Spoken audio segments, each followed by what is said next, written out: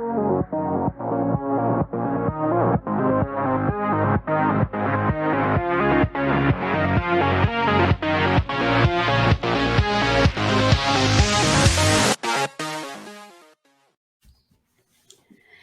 everybody, I'm Katrina and we're on another episode of Kicking Back with Kat podcast. And here I have the beautiful Karizma with me. How are you today? I'm good. How are you doing? I'm good. Not too bad. So what is like the gimmick behind Karizma? Like I'm friends with you on Facebook, but I kind of watched a bit of your journey on there. So what was your thing that was like, this is how I'm going to do this gimmick, this persona for wrestling? Well, Katrina, charisma is me. It's me. Turn up to 10. I mean, what you see is what you get. You know, I do have a lot of attitude. I am very straightforward. You know, if you don't like the truth, too bad. I am nice. So it's sweet, vicious. Like I'm sweet, but I can also be vicious. So it's me. It's me. Sorry, everyone. I mean, I totally vibe with that because that's how I tell people, like, I'm really nice, but once I'm not nice anymore, then Yeah. Everybody can relate to that, right? Yes, definitely appreciate that. And what was the aha moment? Like, you just wanted to wrestle. Like, this is a dream I have to make happen. Oh, geez, we would have to rewind like 30 years.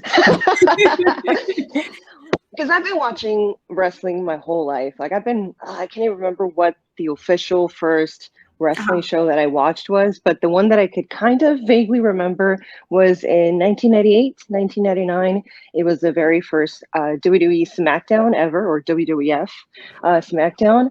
But it was me and my older brother. And growing up, I was a girly girl, but I liked boy things too. Like I liked Power Rangers, action movies. I loved wrestling. Who, you know, being a girl, being 8 years old, who likes wrestling? That's a girl. So, and Evil Knievel. So, and that gets to the story. So liking action movies, Evil Knievel was going to do like a really big stunt where he was in a junkyard or something, and there was so many cars lined up, and he was going to jump from one end to the other end. And so we were looking forward to it all week. And me and my older brother, I think it was like channel Fox 26 or something in Houston. And we were waiting for him to jump, and he kept, you know, going around on his motorcycle, but he wasn't quite jumping. I guess he was getting cold feet. And it was about 30 minutes of him deciding if he was going to jump or not. So me and my brother were getting bored. So we started flipping through the channels, and we came across WWF SmackDown that was just starting up, and there was the pyro, the rock music, and we were like, "What is this? Like, what is this?" Right? Yeah. And so we kept watching, and we saw that it was wrestling. We saw Stone Cold Steve Austin, Triple H, these larger than life characters, and I thought it was real. I'm like, "Whoa!" Like they're really beating each other up, and it was entertaining. We would switch back to Fox 26, and Evil Knievel was still not jumping. So we said, forget this guy. Let's just watch wrestling. And it just, picked up from there. We would watch wrestling every single week. We would watch Shotgun Saturday, which was the show on Saturday for WWF. We would watch WCW. And it was kind of like watching an action movie. There would fight, there was drama. And then I started seeing the girls that were not necessarily wrestling until I saw like China, which was like Wonder Woman. She was like huge, all these muscles, but she was at the same time very beautiful. She was a badass. So I'm like, wow, like she's so cool. Like I want to be like China. But at the same time, I'm just, an 8-year-old girl. Like I don't have all these muscles. I'm not Wonder Woman. But as you kept watching the show, there was new females that were being introduced, like Lita, like Trish Stratus, Ivory, girls that were smaller and made the dream a little bit more attainable. And for me, it was something that I've always wanted to do. I always wanted to wrestle, but I didn't know how to start wrestling until I got older and I started, doing my research and figured out that there was an actual wrestling school to wrestle. And that's kind of how I started training like 30 years later.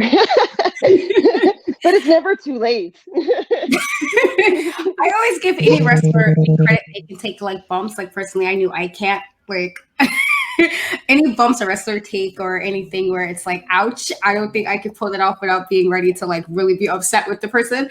So the fact that even though it took you a little time that you still want to do it, like Oh this is my yeah. team, I think that's amazing. That even after all this time, he was like, no, I'm going to make this happen. That's awesome. Who would you say is Thanks. like a wrestler that inspired you, like even now or from like childhood? Well, like I said, like growing up, it was always China, but still seeing, somebody like China, it was still unattainable because those are still characters that you look at yourself in the mirror and you're like, well, my body doesn't look like that. So it was more until I got a little older. I was a teenager. I was like 13, 14, and I saw like Layla Elf Yeah. from Lake Cool. And so, the internet was more, everybody had internet. So I was that nerd that was in the library and I was checking everybody's Wikipedia and seeing how they became a wrestler and who trained them and all this stuff. How tall are they? How old are they? And so with Layla, I'm like, she was like 5'2", 5'3", and I'm like, okay, that's me. I'm 5'2", I'm 5'3". Her body doesn't look, all muscly, so maybe if she can do it, like I can do it. And then you see girls that like AJ Lee, who later came in and were just as smaller as Layla L, but would still do all these fancy moves, kind of like Rey Mysterio. So, and Rey Mysterio was also another one that I still look up to this day, and I'll watch his matches and be like, hey, I wanna use that move.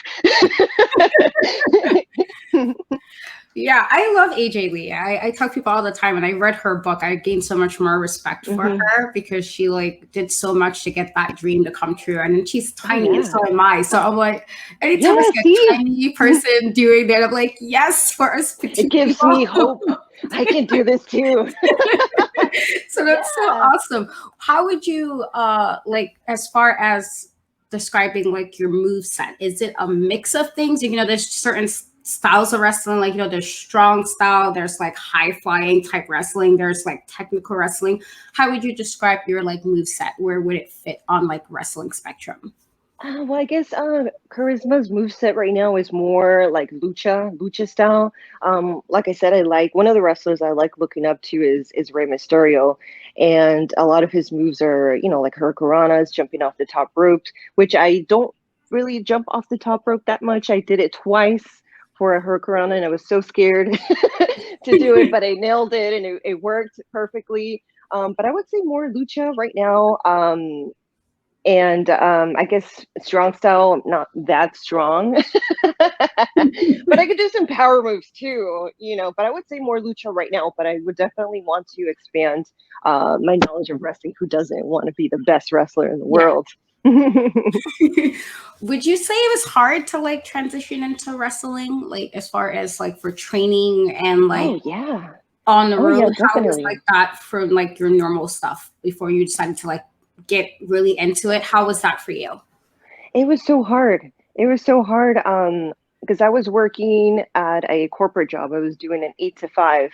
And I was about like 25, 26, and I was miserable every day. It was the same routine. I would get up, make my coffee, go to my cubicle, and just, get off at 5, be stuck in traffic, and go home.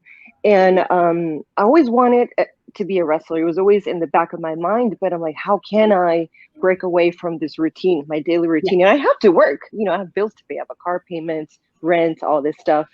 So I can't not stop working because I'm an independent woman. But at the same time, I want to wrestle. Like, how am I going to make this fit? So I ended up leaving my corporate job. So I was out of work for about two months, and then I started working retail. I started working at a grocery store, and the schedule was still demanding, but it was more flexible. So I was working retail for about a year, and I made it work. After that year, I turned 28. That's how old I am. I'm getting there. So I was 28, and I remember it was my birthday, and I'm like, you know what? I'm gonna turn 30 in 2 years. This was in 2018. I'm like, I'm gonna turn 30 in 2 years. So what have I done with my life? I've been working. I have a car. I have all these accomplishments, but have I done what I've always wanted to do, which is wrestle? Yeah. My high school reunion is right around the corner. Like, what do I have to show for it? So I use that more of as an incentive to push myself. Like, come on, let's just do it. Let's do the research, figure out what I need to do and make it work. Because at the end of the day, we're always going to make excuses to why we can't do things, but we have to make it work. We have to force it because it's never going to be the right time. It's never going to be the perfect time. You have to make time for something that you truly want, or else you're going to regret it for the rest of your life. And that's what I kept telling myself. So I did my research and I found out Booker T has a wrestling school. So I messaged the website. I never got a return. I would call the phone number and it was just like a crazy dial tone. Nobody would pick up. And then later I called again and it was Booker T. He answered the phone himself. Oh, And nice. he was in a, yeah. And I was like starstruck, but at the same time, I don't want him to think that it's just a fan, wasting his time. So I didn't acknowledge that it was him. And yes, I just asked him, pricing and what were the hours, and what was the location. He answered all my questions, and so a couple of more months passed by, and they switched locations to Texas City, which was now even farther away. It's maybe like an hour and a half from where I live. So imagine having that retail job, and I would go to work at 4 a.m. in the morning. I would get off at 12:30, and then I would go home and work out. And maybe around 3, be stuck in traffic, get to the school around 5, and then work out for about an hour and a half, do weights. And then at 7 is when class would start. And I would never want to be that person that would leave early. So I would always Yeah. stay until 9:30, 10:30, depending on what we were working on. And then I would go home, shower, go to sleep, and again, do it again the next day. And I did that for about a year. And sometimes I would go to train Monday, Wednesday, Friday, and then Saturday was our live shows. So if I had to go to work that day, I would only have like an hour of sleep and then go to work. But that just shows how much time you're putting into what you are building for. Oh yeah, that's a It grind. was crazy. I don't know how I did it. I mean, listen, you definitely do what you have to do. When like I Yeah. had things I had to like push myself where I'm like, I don't know how I'm resting, and you got to do what you need to do. So the fact that you grind and hustled just to make sure you can do, get to the place you needed to get to, is that's like, I feel like that's something that I would like want to share with everybody. Just like there's people who's working super hard for this, and this is like you can tell this is not just like a, I don't want to say pastime, but just like, oh, I'm bored, let me do this. Like you actually was grinding really hard. That's pretty freaking amazing. Yeah. Like And there proud were of you for that. thanks. Because there were times, where I'm driving and it's like, like 11 at night, 12 at night, and I'm just driving and you're on like autopilot. Like you're like, whoa, like where am I? Like I made that exit already. When? You just black out. And I remember one time I was so tired and asleep, and this was after a show. We all went out to eat afterwards. So I was maybe like 1 a.m., 2 a.m. I'm driving to get home, and I started falling asleep while I was driving. And I remember I'm like closing my eyes. I'm at a stoplight or I'm at a red light, so I would close my eyes to like rest for a second, and they would like honk. I'm like, oh, okay, let's go. And so I kept driving, and then one of those times I actually fell asleep that I hit like the curb with my car, and that's what like woke me up. I'm like, whoa, like let's not do that again. Like let's not fall asleep. And then my eyes are closing again. I know It was you crazy. recently had a few debuts. So how was that experience? Like, it's one thing to do a show in front of a live audience, but I would have to suspect debuting for the first time at any promotion has to be like a totally different experience. So how has that been for you as far as making your debuts at the companies you've been debuting in the last few months? I think it gets better. It gets better with time. I always wanted my very first show ever to be with Reality of Wrestling since I trained there for 2 years, Yeah. but it didn't work out that way. I had to debut in different organizations, doing different. And my very first match was actually at a lucha show. It was on a Sunday, maybe like 20 people were there in the audience, and it was a tag team match. So it was me and Diego de la Cruz versus was it Rasco and another girl. I'm so sorry, I can't remember your name. But that was my very first ever match, because I would come out with La Familia, as their valet. I would get involved to cheat or whatever it is that I had to do to win. But I didn't have my official first match until that tag team match. So I was a little nervous. I wasn't too nervous because I thought there was only like 5-10 people there at the show. Because you get there early, you're changing, and it's a Sunday show, it's a lucha show. So I didn't think a lot of people were going to show up to the show until the matches started progressing. You would hear them, and you're like, Yeah. whoa, like there's actually people here. And so I was a little nervous, but not too nervous. I was surprised at how calm I kept myself. I just tried to think about what I had to do and not, be like super nervous, because that's how mistakes happen. That's how people get injured. So I tried to just think about what I had to do and push everything away. And the match that I was so nervous for was in Austin. So this was my official like singles debut for Austin Wrestling Revolution, and it was against Black Widow. And this was outside. It was really cold. It must have been like 40-30 degrees. The ring was outside. I was freezing. I remember I was running in place, doing high knees, trying to get warmed up, and it was like super cold. It wasn't helping like all the warm ups that I was trying to do.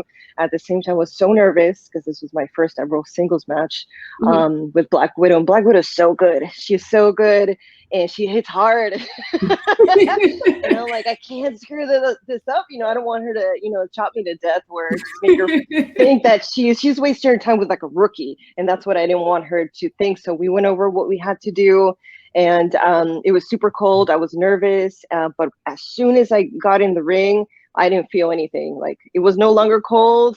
I wasn't nervous. Like once you're in the ring, like it's focused, like it's go time. Like let's do this, But that one I would say would be the match that I was most nervous for.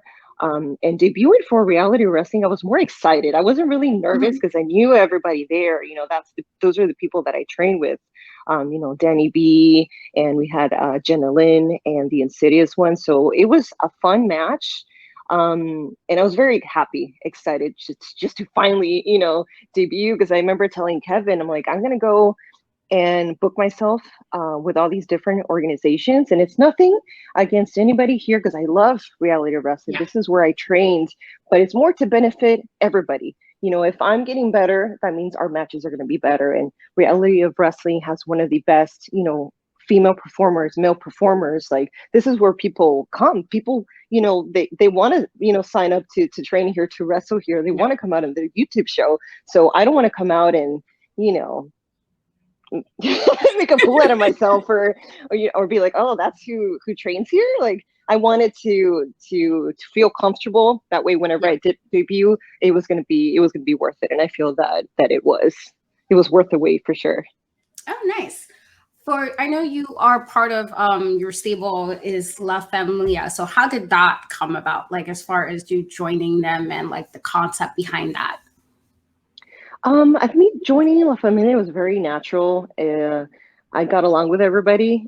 As soon as I started training, Jonathan Vega and Diego de la Cruz were already there for a couple of years, especially Vega, who's been training for 10 plus years. So he's a veteran there. So is Aiden Cristiano. So they were mostly like trainers there. So they would teach me basics, and I got along with them. We just clicked. I don't know if it's like a Latino thing, but we just clicked, and it was just like a normal thing to do. And one night they're like, come out with us, and I came out and valeted with them, and the people hated me, and I loved it. Any reaction is a reaction. So it was just a natural thing, and it was one of those things where you were already expecting, you just didn't know when or for what organization. So when it happened, we were like, oh, okay, of course she's coming out with them, of course. Is there I know you said you did a few matches. Have you done many matches as like tagging with them? Tagging with them, I've tagged with Diego twice. Valeting with them, I valet with them. And they just have a show coming up for Texas All-Star, and spoiler alert, I'm gonna be there, so we're gonna win, of course. But yeah, I can't say the number of times that I've come out with them, but I definitely do valet for them because it's so much fun. I love when people boo me, especially when people get so angry and a woman takes off her shoe and she throws it at me. That's how mad she is Oh at me. wow. And I love that. That happens. Oh, that That feels happens. She threw her shoe at me and I just saw it. I'm like, what? Oh wow. Yeah, it happens. Oh These wow. loser shows. Mhm. Is there like a dream match for you, like that one person or maybe multiple people that you just would love to wrestle and just share the ring with? Ah, man. I would love to wrestle Lita. I mean, she's retired already, but that was one of my favorites growing up. Yeah. But right now, more attainable, debuting for reality of wrestling, you want to go against the best. So I would definitely want to go against their Diamonds champion, Promise Braxton. So Promise, watch out. You said that SmackDown was the show that got you into wrestling. For me, I want to say, I'm like 2 years older than you. So me, it was Shawn Michaels like years ago. Oh, And yeah. then Jeff Hardy was like cemented my obsession. I was like, all right, so now I have to kind of watch this every week and be like involved and emotional and like obsessive because I got like really obsessive at one point about the Oh, Hardy yeah. Boys and all. So what would you say is like one of your favorite matches like growing up as far as from a fan perspective? Ooh, the favorite match growing up. I had a lot of favorites growing up. Edge was one of my favorites. Growing up and watching wrestling, like you said, we would obsess and watch on TV. But whenever you watch them live, I remember my very first show ever was in 2007. It was a SmackDown and ECW combo live show. And I remember seeing Edge and being like, whoa, like they're real. They're real. But my favorite match growing up, I would say Hulk Hogan versus The Rock. Legend versus legend.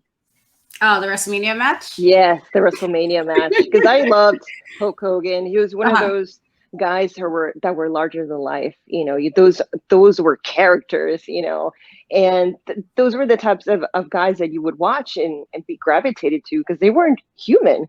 Like they were just amazing entertainers. Like you said, Shawn Michaels. You have Macho Man, Hulk Hogan, and to me that was a turning point because you have Hulk Hogan who is a legend, and he's kind of passing off the torch to The Rock, who was the number one guy at that time. So for me, that was very special watching that match. Oh, nice. So, they have gimmick matches like the Hell in the Cell or ladder matches. So would you see yourself ever competing in the gimmick match? And if so, what kind of gimmick match would you want to be involved in? Oh man, what kind of question is that, Katrina? You're trying to get me killed over here. We're just talking about bumps, and you want me to go through, a freaking table or a cage on fire or something. I would say none if I can avoid it. I wouldn't want to name one. I just wouldn't want it. Like, let's just have an old fashioned, hair versus hair match or whatever. We don't gotta do all that fancy stuff. We don't have to do that. Listen, the money's right. Listen, that's what Molly Holly did a hair versus hair match, I believe, right? Yeah, and look how amazing she came out of that. So yeah, I know. Would you say that with regards to there's so many like opinions from fans, from other wrestlers, from journalists that have like their opinions on wrestlers, but what are your thoughts on like the current state of wrestling, like as far as with the way wrestling is, kayfabing it, because we have social media, and social media kind of makes it a little harder to believe kayfabe when you're like, I don't like this person, but then you're with the person on social media, so it's like, wait, what? So what are your thoughts on like the current state of social media, and as far as like even women in wrestling, like currently in 2021? I think it ruins it, the social media, because growing up, like I said, I thought it was real. It's still real. It's not fake. People get hurt. I got hurt too. That's why I'm like, oh, this is real. But to the point where there's spoilers everywhere that you go. Like you click a link, and now the outcome for SmackDown, Raw, or AEW, or whatever. And if so-and-so is friends with so-and-so and they just had a match and they're posting a picture together in the poll, that kind of ruins it. It ruins the magic for some of the people, especially if you're feuding with somebody. don't take a picture and post it, because you're kind of messing up this whole feud that you've been working on for months. So I don't like it. I Yeah. like promoting yourself, promoting your brand, promoting, match that you're coming up, that's coming up. But as far as, selfies and all that stuff, I don't agree with it, only because it ruins the match for some people. It just ruins, um, and that's how people are like, oh, this is fake. They are friends backstage. Like, shut up. Shut up. I don't want to hear it. I definitely understand that aspect. Like, Mm-hmm. of course, I mean, I guess we're old enough now to know, like, all right, this is not like legit. But like when I was a kid, anytime somebody did something to the Hardy Boys, I was upset. Like, I was just like, I don't like you. Exactly. Like, you mentioned Edge, and I'm like, I hated Edge for years until I got like an adult. And then I was like, you know what? I appreciate your heel work. Like, I appreciate you as an adult. As a kid, though, he really annoyed me because I was like, you just keep messing with the one wrestler I love, and you just should not do this. Like, so I definitely understand that aspect as far as it ruined it. Because I'm like, well, if I was like gullible, I would feel bad. Like, well, you guys just like had a barbecue, but I mean, I guess. Right. So exactly. I totally understand that. Mm-hmm. What are like some like career moments that you kind of want to create for yourself in the future? Like things that is like a must for you to do as part of like your wrestling career? Well, I try not to look too far ahead. Like I said, right now, I guess the main goal will just be continuing to show everybody who Karizma is in reality of wrestling. Possibly challenge whoever the champion is, the Diamonds champion. Right now, like I said, is Promise Braxton. But in the future, who's to say that Roxy doesn't get her championship back, or if Rachel Rose, or even Charity Kane, who made an impressive debut at the pay-per-view, a couple of weeks ago. So whoever has a championship, that's definitely the goal right now, is to be and represent the best in the best company that there is in Texas, which is Reality of Wrestling. Nice. I love that answer. So we're going to do a quick speed round. Okay. Of questions for you. So first question, favorite movie? Favorite movie is The Crow. Nice. Love that movie. Favorite song? Favorite song? Oh, I guess Whitesnake. Here we go again. Favorite holiday? Christmas. Oh, love that. Favorite food? Favorite food? I love nachos. Nachos. You said you like the Power Ranger, so favorite Power Ranger. Favorite Power Ranger is always going to be the Green Ranger, Tommy. How I said it. I love him, but I also have my thing with the Red Ranger. I feel because he was like the first like leader, and I got to meet him in person. And he was like super awesome. So he's so nice, and I'm like, oh, I just love you even more now because you're just so nice to everybody. Favorite genre of music? Oh, rock and roll. Ah, nice. Love it. If you have to pick favorite wrestler from then and favorite wrestler from right now currently. Then I would say, oof. Because then I'm like Hulk Hogan, but then does Edge count as then? Because he was wrestling now. Yeah. I mean, it could be either. So I would say for then, I'm going to say Hollywood Hulk Hogan. Now I'm going to say Edge, because Edge technically had a match this year, so he is now. Favorite pastime that does not include wrestling? Favorite pastime? Ooh, favorite pastime. Kind of blocked all those memories out of my brain. I don't know. I can't think of any. Jeez. It's okay. And listen, I'm putting you on the spot. So you did. I just picture myself falling off a bicycle, like learning how to ride a bike. So I'm gonna say that.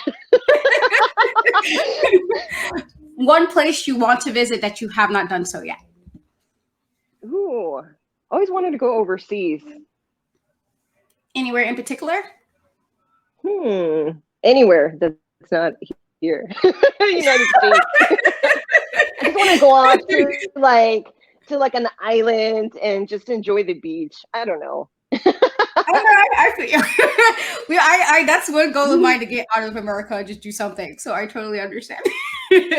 So we're coming to like the end, but I want to give you an opportunity to either promote something, if you have a match coming up, if you have websites, this is your chance to like get it all out there and promote. Definitely. So in May 22nd, Renegades of Wrestling is having a Rise of the Vixens 2, and yours truly is going to have an exhibition match versus Layla Gray. And she's been, on AEW.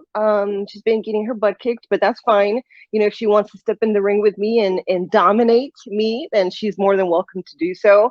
But that's definitely a big show that's coming up next week. And you have a lot of top stars. You have Thunder Rosa, Sunny Kiss is going to be there, Nyla Rose, yours truly. I mean, come on, that's enough to want to, put seats on the people in seats, But that's definitely a big show that's coming up next week is Rise of the Vixens 2. So if you haven't bought any tickets, definitely do so. There's a lot of huge stars that are going to be there.